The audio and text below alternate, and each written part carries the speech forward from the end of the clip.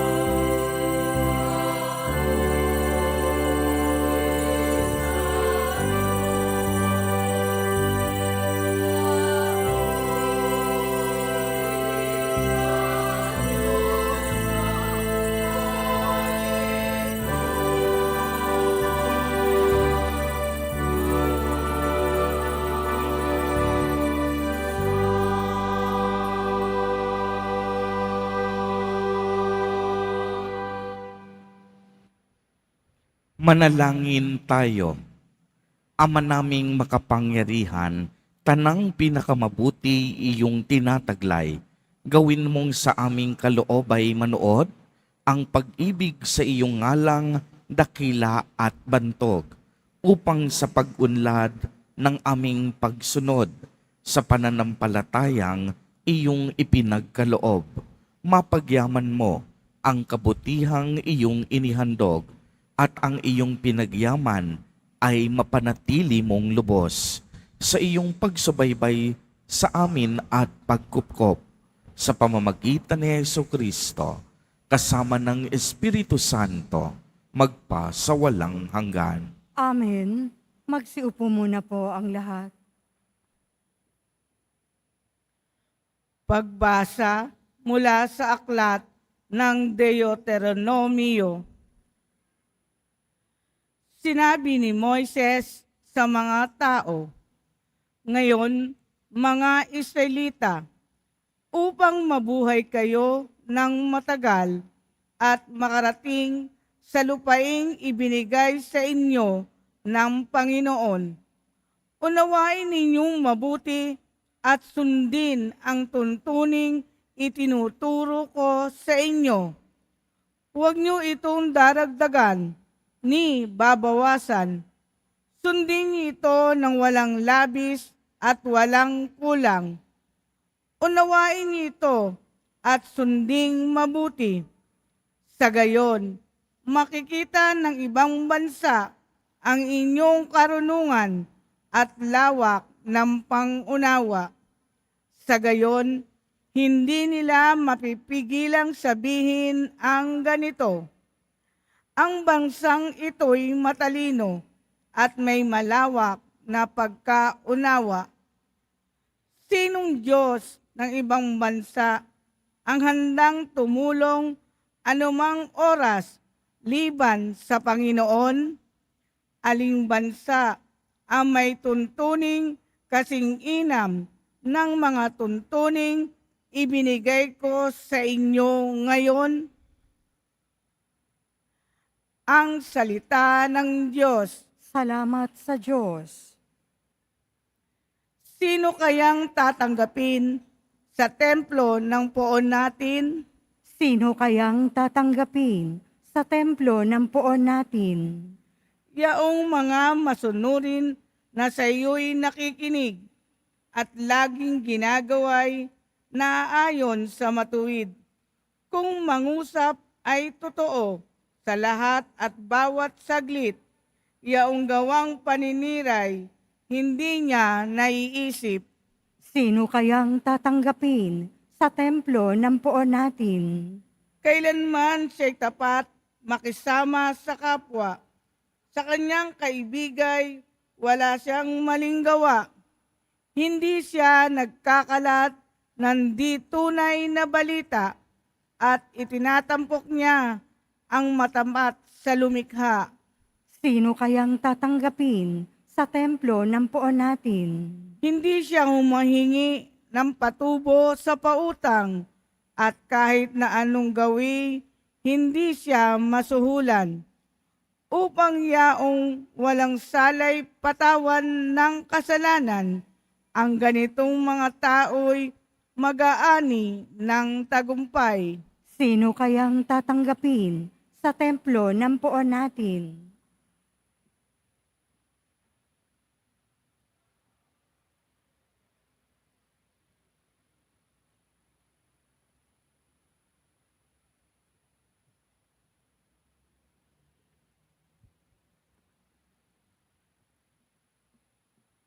Pagbasa mula sa sulat ni Apostol Santiago. Mga kapatid, bawat kaloob na mabuti at ganap ay buhat sa langit. Mula sa Ama na lumikha ng mga tanglaw sa langit. Hindi siya nagbabago. Hindi niya tayo iniiwan o binabayaan man sa dilim. Niloob niyang tayo'y maging anak niya sa pamamagitan ng salita ng katotohanan upang matangi tayo at maging higit sa lahat ng kanyang mga nilalang. Buong pagpapakumbabang tanggapin ang salita ng Diyos na natanim sa inyong puso. Ito ang makapagliligtas sa inyo. Mamuhay kayo ayon sa salita ng Diyos. Kung ito'y pinakikinggan lamang ninyo, ngunit hindi isinasagawa, dinadaya ninyo ang inyong sarili. Ganito ang pagkarelihiyoso na minamarapat at kinalulugdan ng Diyos at Ama. Tulungan ang mga ulila at mga babaeng balo sa kanilang kahirapan at ingatan ang sarili na huwag mahawa sa kasamaan ng sanlibutang ito. Ang salita ng Diyos. Salamat sa Diyos. Magsitayo po ang lahat.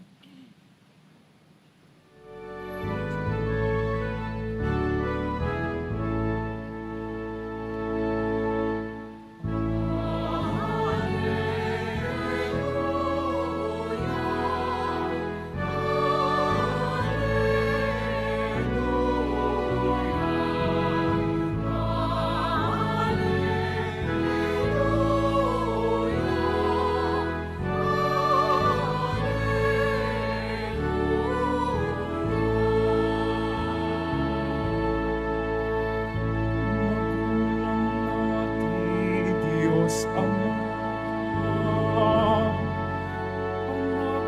ng salita niya,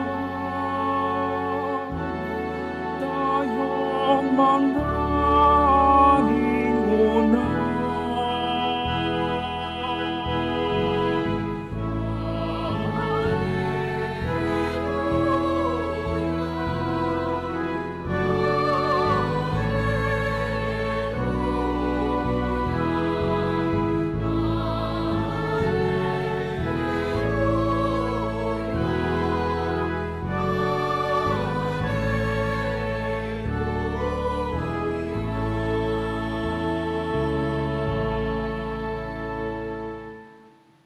Sumainyo ang Panginoon. At sumaiyo rin. Ang mabuting balita ng Panginoon ayon kay San Marcos.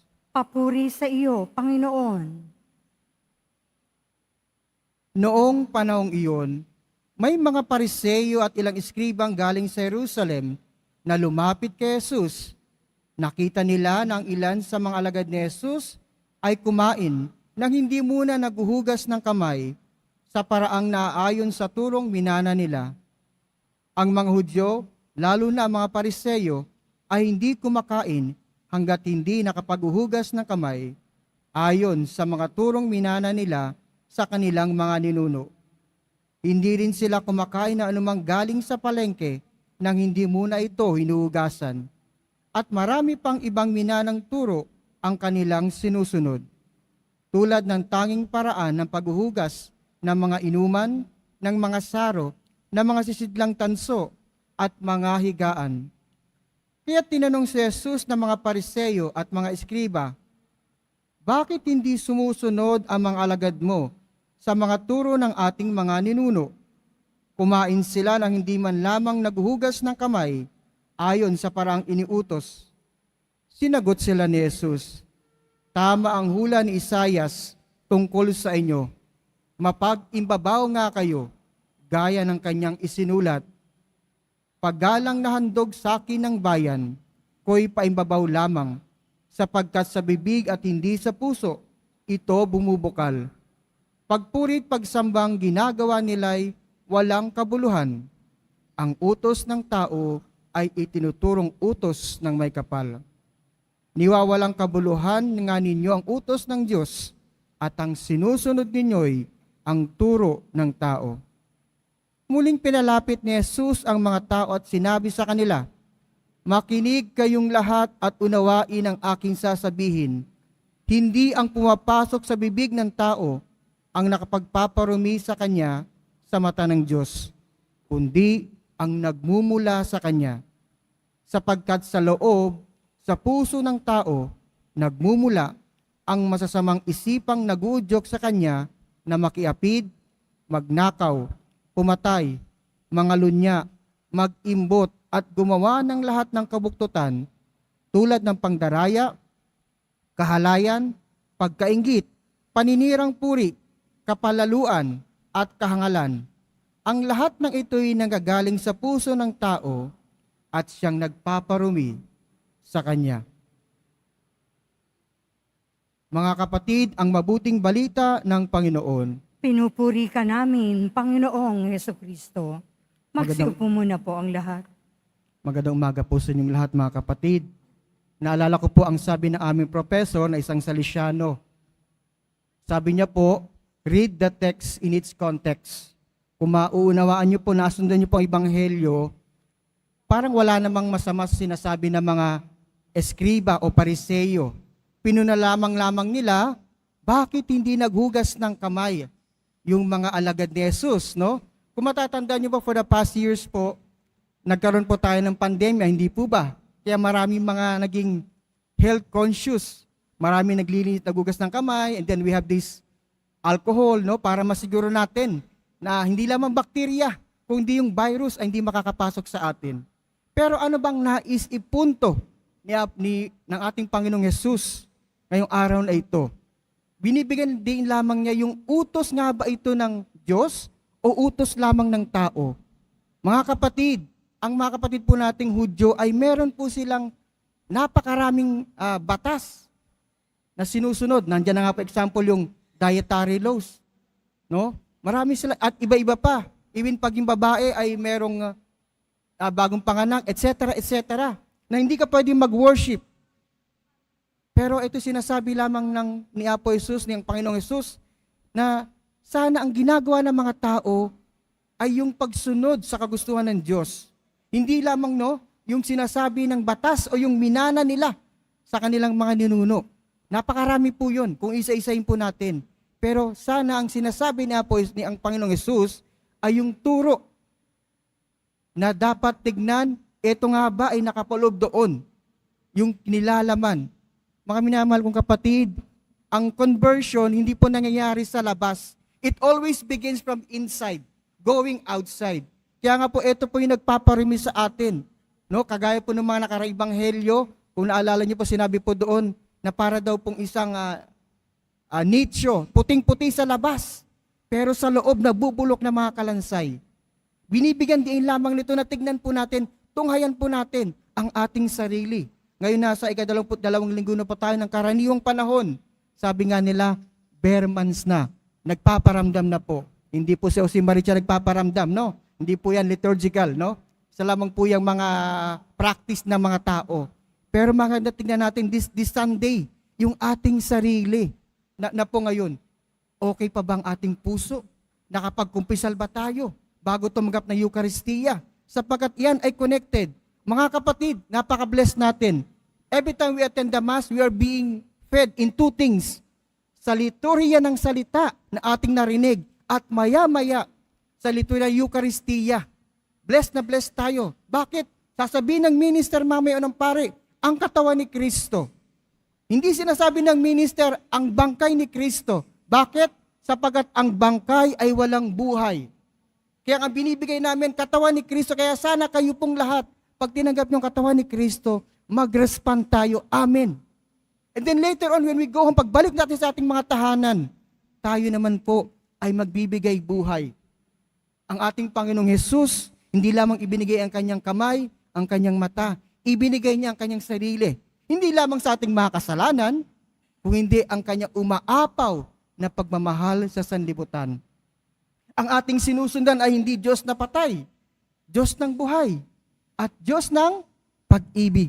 Kaya tayong lahat po bilang tagatanggap o recipient ng pag-ibig ng Diyos, marapat lamang na sana tayo po ay magbigay buhay. Hindi lamang tayo magbibigay ng pag-ibig yung sa mga pinipili lamang natin o yung mga minamahal lamang natin. Lahat po, ang ating Panginoong Yesus, wala po siyang pinili. Lahat po ay minamahal niya. Lalo nga po yung mga makasalanan. Kaya nga po itong sa tagpong ito, yung sinasabing, bakit hindi naghuhugas ng kamay ang mga alagad. Mahalaga din ba yun? Yes, mahalaga yun. That is outside, that is physical outside, no? Pero mahalaga din kapatid, ngayong linggong ito, sana tayo po'y nakapaghanda na. Paparating na po ang Pasko, bagamat matagal pa, sana inihanda po natin lagi ang ating puso, ang ating kaluluwa, sapagkat ang ating niloloob ay luklukan ng ating Panginoon. Hindi ba sinasabi na ang ating katawan ay templo ng Diyos? Kung tayo po ay nagdadamit ng marangya, nagsusuot ng magaganda, how much more sana binibihisan din natin ang ating sarili. In what ways? Receiving the holy, the confession, and then the Eucharist, and then other activities. Magrosaryo tayo. Nang sa gayon tuloy-tuloy ang ating conversion. Nang sa gayon makita ng mga tao, tunay ngang tayo, hindi lamang isang nominal na Catholic, kundi buhay na Kristiyano sapagkat nakikita sa atin ang pagiging isang tunay na Kristiyano.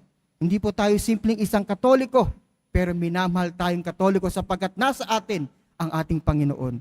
Nanawa ang ating Panginoon si Nazareno, no? Pasensya na po kayo kasi I came from Ilocos kaya yung salita ko minsan nahahalo, no?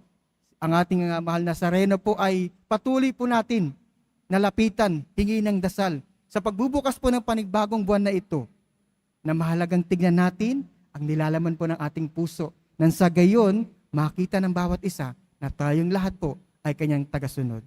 Amen. Magsitayo na po ang lahat. Ipahayag po natin ang ating pananampalataya. Sumasampalataya ako Sa Diyos amang makapangyarihan sa lahat, na may gawa ng langit at lupa, sumasampalataya ako kay Hesukristo, iisang anak ng Diyos, Panginoon nating lahat. Nagkatawang tao siya lalang ng Espiritu Santo, ipinanganak ni Santa Mariang Birhen, pinagpakasakit ni Poncio Pilato, ipinako sa krus, namatay, inilibing, nanaog sa kinaroroonan ng mga yumao, nang may ikatlong araw, nabuhay ng muli, umakyat sa langit, naluluklok sa kanan ng Diyos, amang makapangyarihan sa lahat. Doon magmumulang paririto at huhukom sa nangabubuhay at nangamatay na tao. Sumasampalataya naman ako sa Diyos Espiritu Santo, sa banal na simbahang Katolika, sa kasamahan ng mga banal, sa kapatawaran ng mga kasalanan, sa pagkabuhay ng muli ng nangamatay na tao, at sa buhay na walang hanggan. Amen. Mga minamahal na kapatid, hilingin natin sa Ama na padalisayin ang ating mga puso upang maging tapat ang ating pananampalataya at maging katanggap-tanggap sa Kanya ang ating pagsamba. Sa bawat panalangin ang atin pong itutugon, Ama namin, dinggin mo kami. Ama namin, dinggin mo kami. Maging tapat at walang takot nawa ang mga pinuno ng simbahan sa pagpapahayag at pagsasabuhay ng salita ng Diyos, kahit pa sa harap ng mambabatas at pagsalungat ng sa ibang tao. Manalangin tayo. Ama namin, dinggin mo kami. Magpanukala nawa ang aming mga mambabatas ng mga batas ng naaayon sa kalooban ng Diyos, gumagalang sa karapatang pantao at makatutulong sa ikaunlad ng bayan. Manalangin tayo. Ama namin, dinggin mo kami. Maging totoo nawa ang bawat Kristiyano sa kanilang pagsamba sa Diyos, di lamang sa tradisyon, kundi sa kalooban na makikita sa pag-ibig at malasakit sa kapwa. Manalangin tayo. Ama namin, dinggin mo kami. Mabigyang katarungan nawa ang mga manggagawang nabibigyan ng sapat na sahod, ang mga biktima ng karahasan, ang mga pinatay dahil sa pananampalataya at ang mga iba pang naaapi dahil sila'y mga dukha. Manalangin tayo. Ama namin, dinggin mo kami. Sikatan nawa ng iyong walang hanggang ningning Panginoon, ang mga kapatid naming yumao na, manalangin tayo. Ama namin, dinggin mo kami. Isama din po natin sa ating mga panalangin ang mga kapatid at kadiboto natin na nagdiriwang ng kanilang kaarawan sa araw na ito. Ang mga mag-asawang nagdiriwang ng anibersaryo ng kanilang mga kasal. Ang mga kapamilya at kamag-anak nating may sakit at may malubhang karamdaman. Gayon din ang mga pamilyang nagugutom at walang makain. Naway ingatan, patnubayan at basbasan silang lagi ni Jesus Nazareno. Manalangin tayo. Ama namin, dinggin mo kami. Mapagpalang Ama, dinggin mo ang panalangin ng iyong sambayanan. Tulungan mo kaming matuwid kang papurihan sa tuwina. Hinihiling namin ito sa pamamagitan ng iyong anak na si Jesucristo na aming Panginoon. Amen. Magsiupo muna po ang lahat.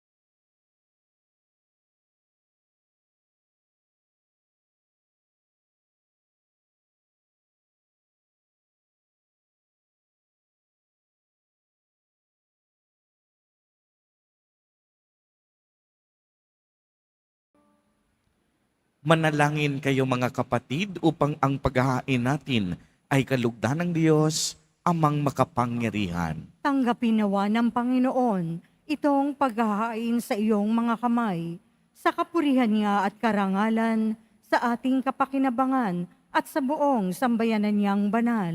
Ama naming lumikha, ang banal na paghahain ay lagi nawang magdulot ng iyong pagbabasbas na sa amin tumutubos upang ang ginaganap mo sa aming pagdiriwang ay maging lubos na pagkakaloob ng iyong pagmamahal sa pamamagitan ni Jesucristo kasama ng Espiritu Santo magpa sa walang hanggan. Amen. Sumainyo ang Panginoon. At sumaiyo rin. Itaas sa Diyos ang inyong puso at diwa. Itinaas na namin sa Panginoon. Pasalamatan natin ang Panginoong ating Diyos. Marapat na siya ay pasalamatan. Ama naming makapangyarihan, tunay ngang marapat na ikaw ay aming pasalamatan. Ikaw ang lumikha sa tanan.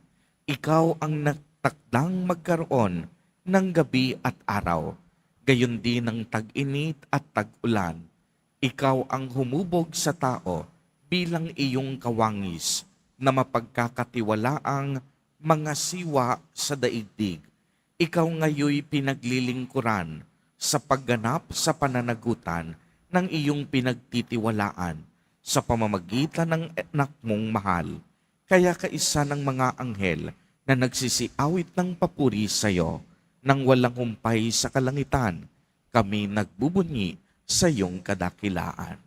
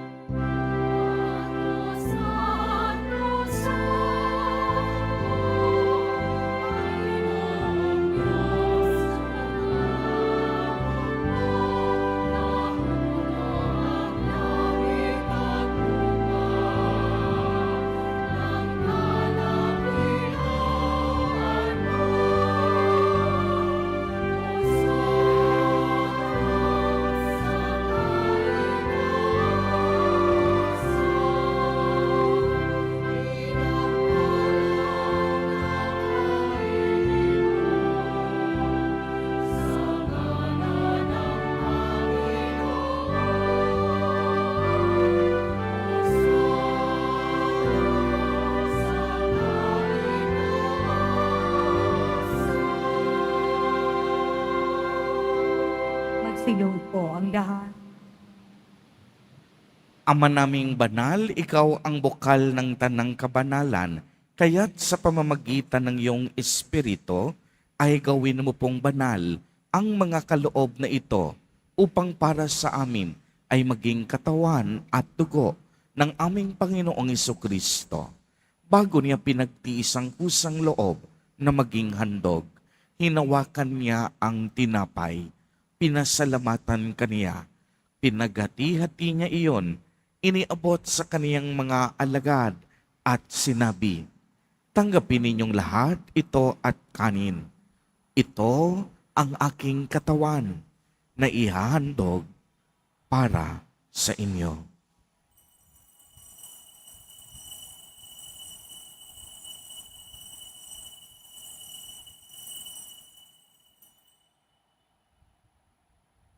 Gayon din naman noong matapos ang hapunan, hinawakan niya ang kalis.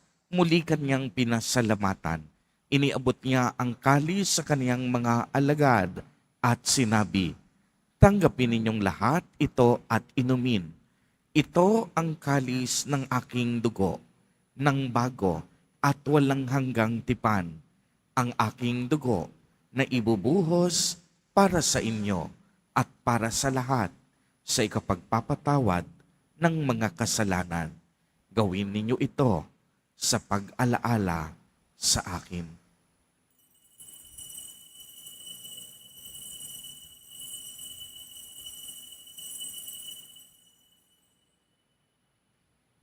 Magsitayo na po ang lahat. Ang misteryo ng pananampalataya. Si Kristo'y namatay, si Kristo'y nabuhay, si Kristo'y babalik sa wakas ng panahon. Ama, ginagawa po namin ngayon ang pag-alaala sa pagkamatay at muling pagkabuhay ng iyong anak. Kaya't iniaalay namin sa iyo ang tinapay na nagbibigay buhay at ang kalis na nagkakaloob ng kaligtasan. Kami po'y nagpapasalamat dahil kami iyong minarapat na tumayo sa harap mo para maglingkod sa iyo. Isinasamo namin na kaming magsasalo-salo sa katawan at dugo ni Kristo ay mabuklod sa pagkakaisa sa pamamagitan ng Espiritu Santo. Ama, lingapin mo ang iyong simbang laganap sa buong daigdig. Puspusin mo kami sa pag-ibig kaysa ni Francisco naming Santo Papa at ni Jose naming Obispo at ng Tanang Kaparian. Alalahanin mo rin ang mga kapatid naming nahimlay na may pag-asang sila'y muling mabubuhay, gayon din ang lahat ng mga pumanaw. Kaawaan mo sila at patuloyin sa iyong kaliwanagan. Kaawaan mo pangidapatin kaming lahat na makasalo sa iyong buhay na walang wakas. Kaisa na mahal na Birheng Maria na ina ng Diyos, ng kabiyak ng puso niyang si San Jose, kaisa ng mga apostol ni San Juan Bautista at ng lahat ng mga banal na namuhay dito sa daigdig ng kalugod-lugod sa iyo, may pagdiwang nawa namin ang pagpupuri sa ikararangal mo sa pamamagitan ni anak na aming Panginoong Heso Kristo. Sa pamamagitan ni Kristo, kasama niya at sa Kaniya, ang lahat ng parangal at papuri ay sa iyo, Diyos amang makapangyarihan, kasama ng Espiritu Santo, magpa sa walang hanggan.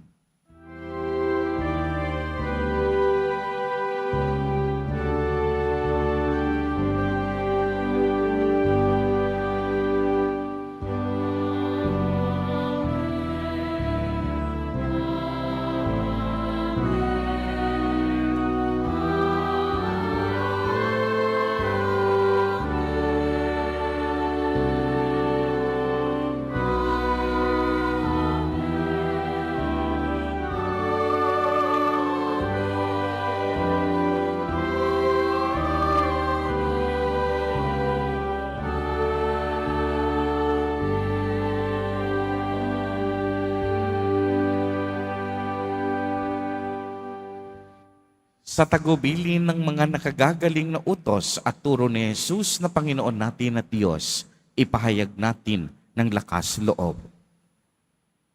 Ama namin, sumasalangit ka. Sambahin ang ngalan mo, Mapasa amin ang kaharian mo, sundin ang loob mo dito sa lupa para nang sa langit. Bigyan mo kami ngayon ng aming kakanin sa araw-araw at patawarin mo kami sa aming mga sala para ng pagpapatawad namin sa nagkakasala sa amin. At huwag mo kaming ipahintulot sa tukso at iadya mo kami sa lahat ng masama. Hinihiling po namin na kami iadya sa lahat ng masama, pagkalooban ng kapayapaan araw-araw, iligtas sa kasalanan, at ilayo sa lahat ng kapahamakan, samantalang aming pinananabikan ang dakilang araw ng pagpapahayag ng tagapagligtas naming si Hesu Kristo. Sapagkat iyo ang kaharian at ang kapangyarihan at ang kapurihan magpakailanman. Amen. Panginoong Hesu Kristo, sinabi mo sa iyong mga apostol, kapayapaan ang iniiwan ko sa inyo. Ang aking kapayapaan ang ibinibigay ko sa inyo. Tungayan mo ang aming pananampalataya at huwag ang aming mga pagkakasala. Pagkalooban mo po kami ng kapayapaan at pagkakaisa ayon sa iyong kalooban, kasama ng Espiritu Santo, magpasawalang hanggan. Amen. Ang kapayapaan ng Panginoon ay laging sumainyo. At sumaiyo rin. Magbigayan po tayo ng kapayapaan sa isa't isa.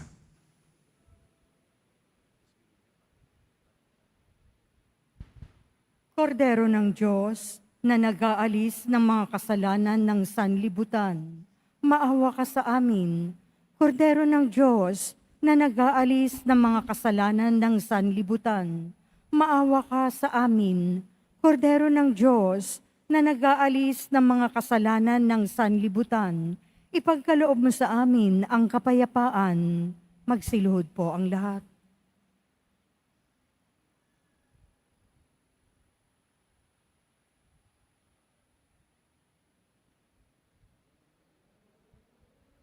Ito ang kordero ng Diyos.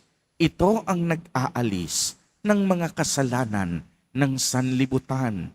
Mapalad ang mga inaanyayahan sa kaniyang piging. Panginoon, hindi ako karapat-dapat na magpatuloy sa iyo, ngunit sa isang salita mo lamang ay gagaling na ako.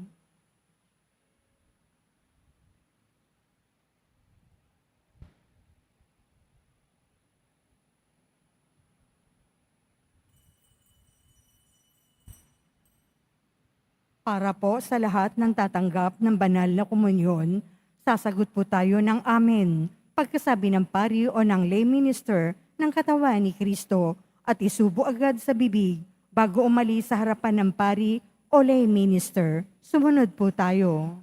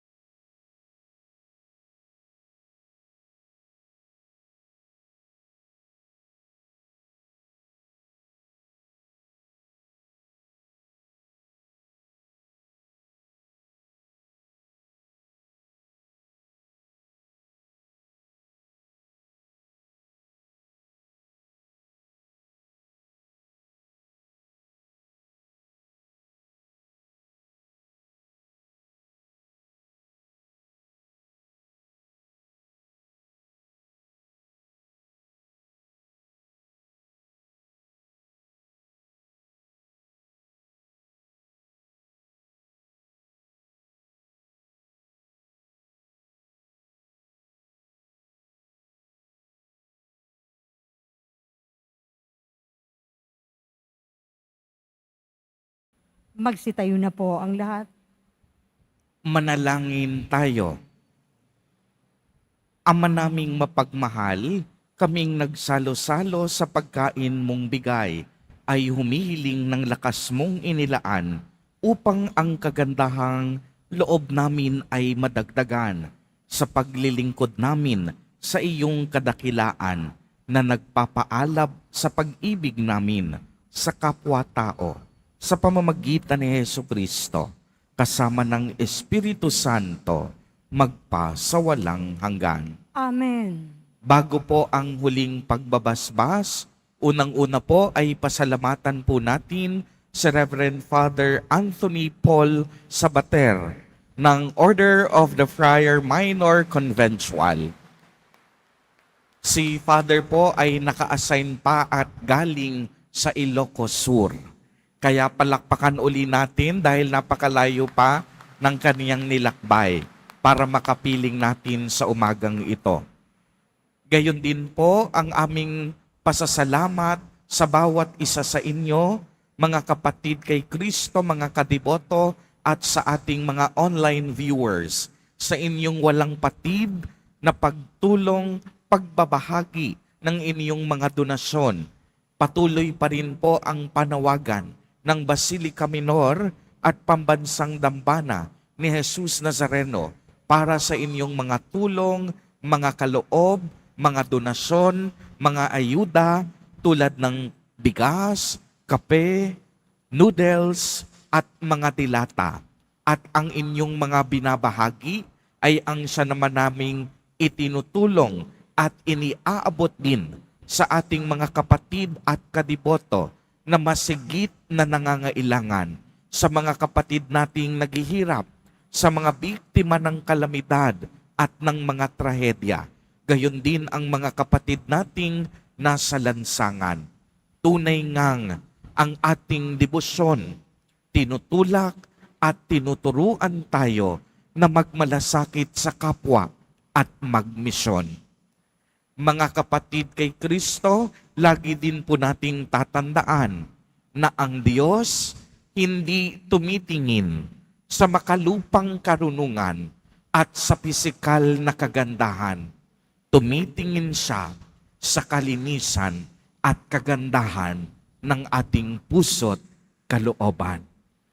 Sumainyo ang Panginoon. At sumaiyo rin. Pagbabasbas. Mahal na Poong Jesus Nazareno, inihayag mo sa pamamagitan ng krus ang walang maliw na pag-ibig ng Diyos sa sangkatauhan. Pakinggan mo ang kahilingan ng iyong angkan na nagsusumamo sa iyo. Makamtanawa nila ang iyong katugunan at tanggapin ang kasagutan na may utang na loob na tinatanaw. Basbasan din po ninyo ang mga daladala nilang mga imahen at dasalan. Sa pamamagitan ng bendisyon na ito, naway maalala nila ang mga pangako nila noon sa binyag na ikaw ay kanilang iibigin at paglilingkuran bilang Panginoon magpa sa walang hanggan. Amen. At sasamahan po ako ni Father Paulus at pagpalain po kayong lahat at ng inyong buong pamilya ng makapangyarihang Diyos, Ama, Anak, at Espiritu Santo. Amen. Humayo kayong taglay ang pag-ibig at kapayapaan ng Poong Jesus Nazareno. Salamat sa Diyos.